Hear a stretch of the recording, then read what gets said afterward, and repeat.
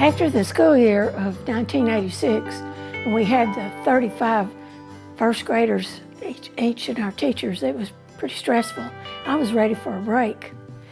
And Angela had graduated from college now, so my second salary was not really needed that badly. And Ted and I talked it over, and we decided I'd take a year or two off from teaching. Rest some, and besides, we knew that he had an honor coming up from Angelo State University to attend, and also that in 1988 he had already been asked to be a representative of the United States in the judging of the U.S. Skill Olympics that was to be held in Australia. And that was in February. And I wouldn't be able to go if I was teaching, because at that time in Texas teachers got like 5 days a year for sick leave, and that was it. There was no personal time off, and it was not to be feasible that I could get 3 weeks off to go with him to Australia. So I decided to take a break for 2 years, which I did. I gave up my job at the elementary. During that 2-year break from teaching, I had more time to do things with my church and to get more involved with my grandchildren and my aging parents. Actually, one time it was real neat when Mama and Papa, Daniel, got to meet Levi and Annette for the first time. And so that was interesting. And when the 2 years was up and I was ready to go back to teaching, I went to enroll again, and there were no openings in the elementary. I had not been totally idle those 2 years. I did two different 6 weeks stints for teachers who were pregnant, and one at Midway ISD and one for Conley ISD. And I also subbed some from high school algebra on down to kindergarten a day or two at a time. But when I went to go back, there were no openings in the elementary school, but there was an opening in 6th grade at Lorena Middle School. And I talked with Mr.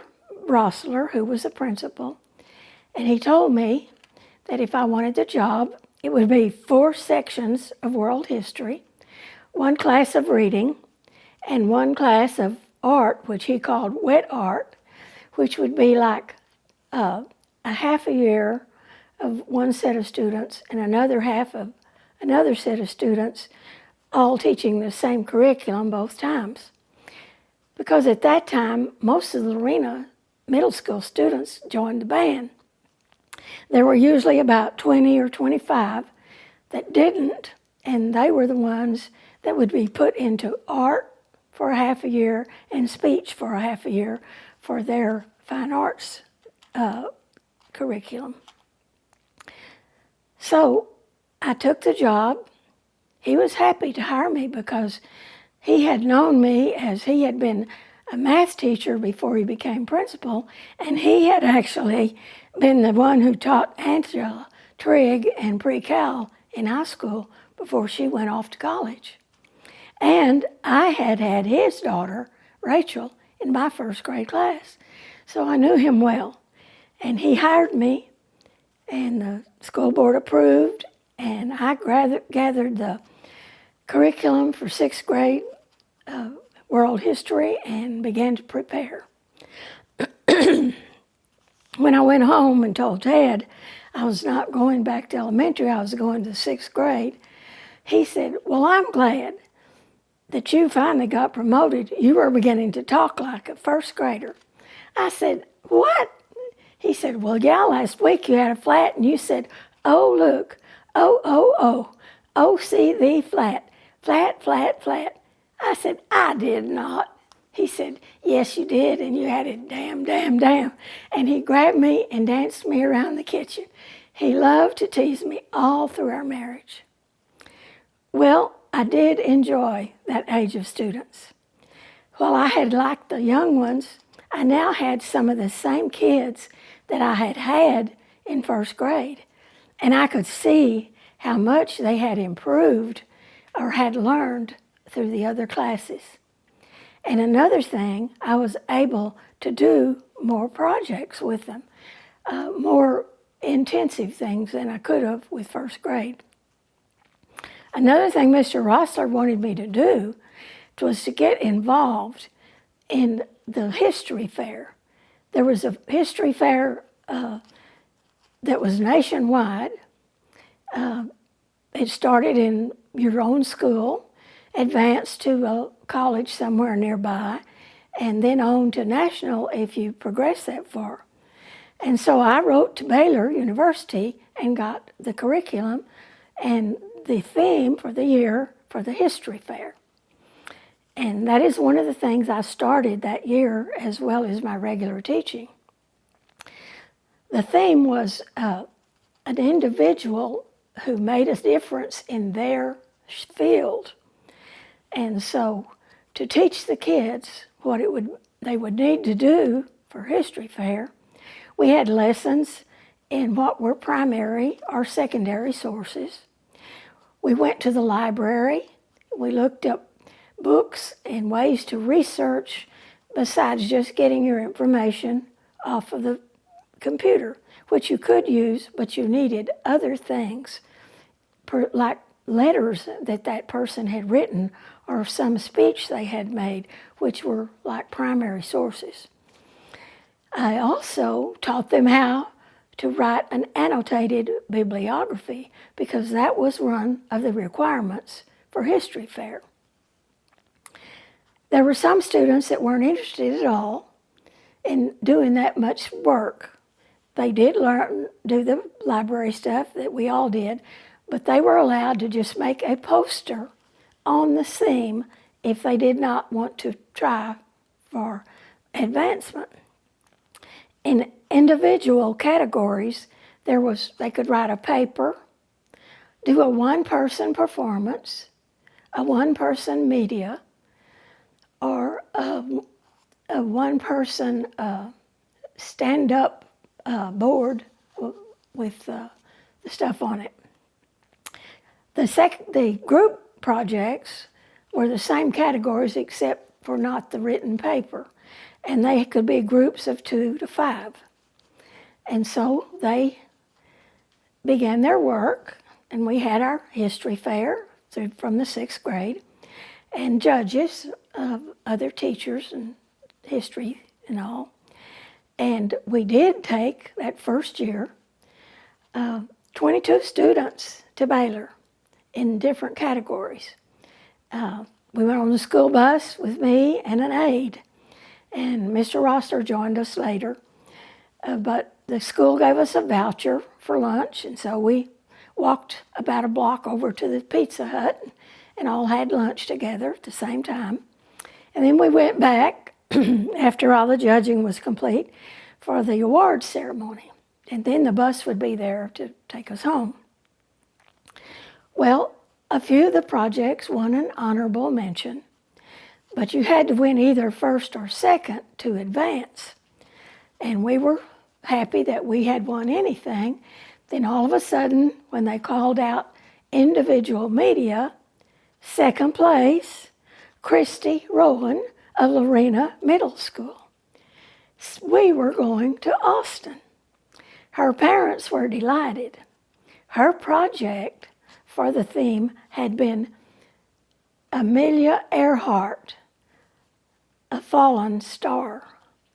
And so we went, the school paid our way for 2 days at the University of Texas to attend that.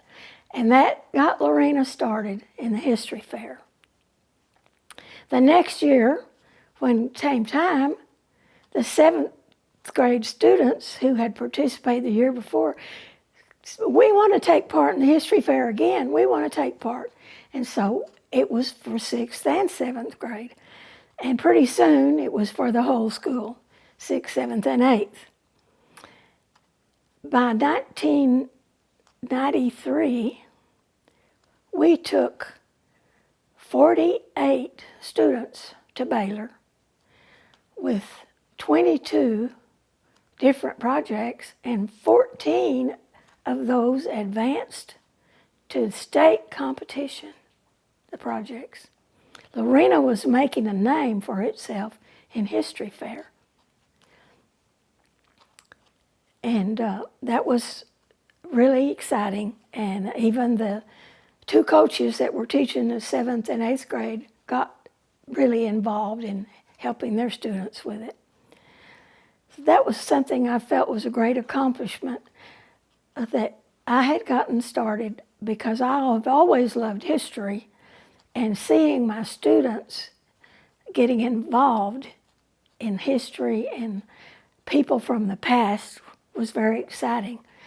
That last year when we went, it was communication in history. And we had projects like the Pony Express, Just the Facts, FAX, Navajo Code Talkers, and a play about Anne Frank and her book, her letters she had written while she was locked in the upstairs of the home during World War II. So that was a variety of things they were learning, and I think it probably helped them all their life. Another thing that I did while I was teaching 6th grade was I had an exchange teacher from Japan who came and lived in my house for 2 months. Her name was Takeko Ninamiya, and she had put in to travel the United States and visit and do some Japanese teaching. She showed the kids how to write calligraphy, which was in the Japanese writing, taught them a few basic words in Japanese, like hi, meaning yes, and she would like if she would ask them a question, they would say, hi, Mrs. Ninamiya, yes. And then she also taught them how to fold birds and other things in origami. Now, that was pretty good. And we taught her a few things too. The last 2 weeks that she was there, school was out. But I had agreed that year to go as a female sponsor for the 8th grade students who were going to Washington, D.C. for a summer break. And so she was to be my roommate as we went to that. And she had never been to our capital. While living at my house, she learned to like Mexican food, beans and cornbread, and a different variety of foods that we have opposed to hers, but she occasionally made a meal for us. When we went to D.C., she didn't seem to know much about World War II and was astounded when we visited the monument of the Marines planting the flag on Mount Suribachi from Iwo Jima. She didn't understand about the Battle of Iwo Jima, and she said basically what she knew about the war was that we had dropped 2 atomic bombs on Japan. And she seemed astounded when I told her that Japan had bombed Hawaii and Honolulu, and that's what started the war. So she learned something too in this exchange. I received a special award in 1991-92 school year. The school board and the school nominated me as Teacher of the Year, and that was quite an honor to be that for Lorena ISD. That made me be eligible for advancement, and the award ceremony was to be at Baylor. And when we went to Baylor, I was chosen as Regional Teacher of the Year for Region 12, and which was really quite an honor. And from there, I would be my name would be submitted along with other teachers from the different regions around Texas for Texas Teacher of the Year. Ted and I went to the awards banquet in Austin, and I did not get the thing, but it was quite an honor for me to have advanced all the way to be considered as a Teacher of the Year for the state of Texas. And I still think that was a very nice honor that I received. Another one that I got that also was that the McLennan County Schools presented me with a lifetime membership to PTA, and that was presented by the president, Babb Center, who was a well-known lady in the Midway School District and a lady well-known in Waco that gave book reviews and that sort of thing. She presented that to me. So I received some awards for my teaching. My teaching went on, and things were going well with Ted at school until shortly after the first part of 1990. The president of TSTI retired, and a new president was hired. They looked around, and they picked a man from Colorado who had been a president of a junior college there, and he did have his PhD, and he came and he brought 4 people with him that took over all the administration jobs. And after the first year there, he came out with new ideas that the school was not doing enough academics. And so he said, yes, it's a technical school, but we need to change some of the things we're doing to more high-tech things. So they dissolved the floriculture, the flower arranging, they dissolved the dental hygiene. All these were 1-year courses, and they dissolved all the 1-year courses that were in building construction. That meant no more plumbing, no more masonry, no more electrical, and no more 1-year students that wanted just to learn about carpentry. And that also meant the firing of those teachers. Ted and one other teacher were still there for the next year because they had students that were enrolled in the 2-year program, and they kept them on to finish the classes that they needed for that. And after that year, Ted also was let go. He did say when he left, they said to me, well, we needed your new building you had gotten from the state to put in more computer classes and technical machines. And he said, well, I will tell you this, you can have all the computers and high-tech things you need, but if you don't have a decent building to put them in, what are you going to do with them? He felt it was a great disservice to the school and a stepping back of what the original concept of the vocational school had been when it had been started by A&M.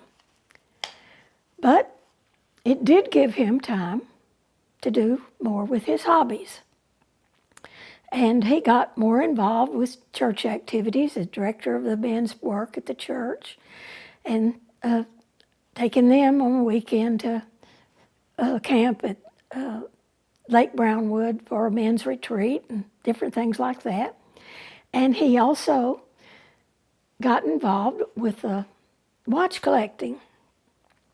It started when, evidently from this story, that the watch that he received, originally was one that had been his grandfather, John Babb, from Arkansas, and it was a railroad watch from about 1860, a precision watch that kept perfect time that they used to time railroads. And the story was that the oldest son got the land and the youngest son got the watch. Well, in Mr. Babb's family, Ted's daddy's family, there were 5 boys, so his oldest brother got the land, and Mr. Babb, who was the youngest, got the watch. So when he passed away, Ted's sister Evelyn said they were doing stuff with cleaning out the house and all, and she turned and said, "This is your watch, Ted, because you're the youngest." Well, he took it to a watchmaker to make sure it was cleaned and needed anything it needed. And this is how he met a man named Mr. Dwight Plemons, who was a great watch repairer man living near Waco. And through him, he learned about the NAWCC, which stands for National Association of Watch and Clock Collectors. And Ted got involved in that. And he said to me, I kind of felt bad when my other 2 brothers didn't get something like that. I got the watch because I was the youngest. I know this one's going down to my son because we only have one, and he only has one, DL. So DL will end up with this watch, but I'm going to get enough watches of equal value for all of my grandchildren, boys and girls. So he did begin collecting that, different varieties of railroad watches. They were made by Bulova, they were made by Illinois, they were made by different watch companies, and he did collect those. And when he passed away, I put them in the safe deposit box and saved them until all the grandkids were old enough to appreciate the value of them. And then I gave them to them one Christmas. Well, he enjoyed that, and he actually became an officer in that club and had a lot of fun trading watches and buying watches and doing things. And he even made me a necklace out of ladies' watches and a pair of earrings, and I think there's a picture of me wearing those in a picture that he and I had made together. Then he collected clocks also, and some of those went to the grandchildren when I cleaned out my house. He bought the clock, an old clock that had been on the street corner the year in front of this jewelry store, the year that downtown Waco was hit with a tornado in 1953, and the clock had stopped at the precise time that the tornado hit. And he bought that and was in his collection. He also helped restore the old clock from the original courthouse and the original city hall. And there's an article from a magazine about him and the other men who worked on that clock. So that was a thing that occupied his time, even though he'd not really planned to retire that early. It turned out to be giving him some break and other things. The other thing that he was not just a hobby, but he really enjoyed was antique cars. That started when in high school there was a Model T Ford Coupe for sale for $65 that they knew about. And Ted said he had saved $30 and his brother Bob, who was a year older, had saved $35. And so they pooled their money. They had the $65 and they bought that car. And in 1950, they drove it to high school every day, and they were both still in high school. that got him started and interested. And in our own personal cars, we had a 1967 Cadillac coupe that had one of the first with front wheel drive cars, and it was a honey of a car. When it came time for me to need a new vehicle to drive to school, he took that to trade in, and they would only offer him $1,500 on the trade-in for that Cadillac. And he said, I'll park it in the garage before I'll let it go for that, which he did. And it stayed there for 15 years. He would back it out about once a month or so and drive it around the circle at where we lived and make sure that it had good gas and good oil, and kept it up. And when it did start then to trade cars, that started him out as a partial payment on one of the first vehicles that he bought. He bought and traded a lot, and he kept the ones that he really loved. One that he had that he really liked was a 1936 Model A. It was a sedan, but it only had 2 doors in the front, and the passenger seat on the right front folded down so people could climb into the back seat. And that was kind of a rare, unusual car. And he also had a 1926 Model T touring car, which we took lots of times in parades, oftentimes with our great-grandchildren as little ones riding with us. And he once decorated it with lights that he put a dimmer switch on, and he could tap it and drove it behind the Lorena band as they were playing Jingle Bells, and he would tap it, dot, dot, dot, dot, dot, dot, and the people would say, look, the car's keeping time to the music of the band. And another one he had that we sometimes took in parades was a 1915 Model T pickup. And he would drive that around, and once, for a joke, he put a life-size stuffed gorilla toy into the back and put an AARP t-shirt on it and tied a string on its hand. And as we drove by, the people said, look, there's a gorilla in the back. And when you'd hear that, he would pull the string and the gorilla would wave at him. So that was a really fun thing. And I guess maybe one of his favorite cars was his 1937 Bantam, which was very rare. Those cars were only made about 3 years, and then the company stopped and made, they had the actual design for the Jeep for World War II, but they weren't big enough company to produce them. So Willis and Ford got the contracts to make the Jeeps, but the Bantam company got the contracts to make the trailers that pulled behind the Jeeps. But he loved that car. It was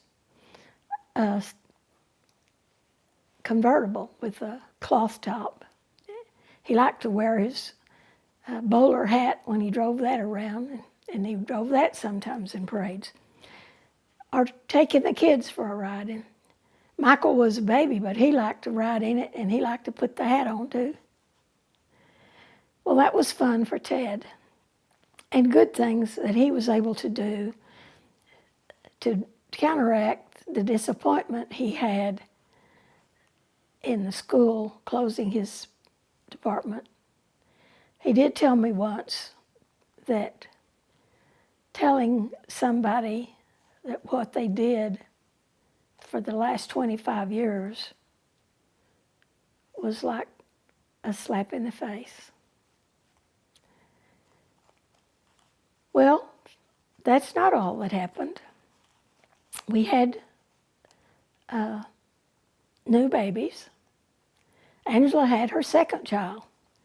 David Bass was born in Arlington Hospital, and Ted and I were there, and there's a picture of Ted holding the baby right after he's first born. And then our oldest grandchild, Gwen, was now a senior in high school. And she graduated high school, and also she had her first child, who was Chase Gilstrap, born in September of 1993. And that made us great grandparents. Well, things seem to be going along pretty well. But as you can tell, life is not always like a bunch of roses. Sometimes things are rosy, but roses always have thorns. And so there's good and there's bad in all of your lifetime.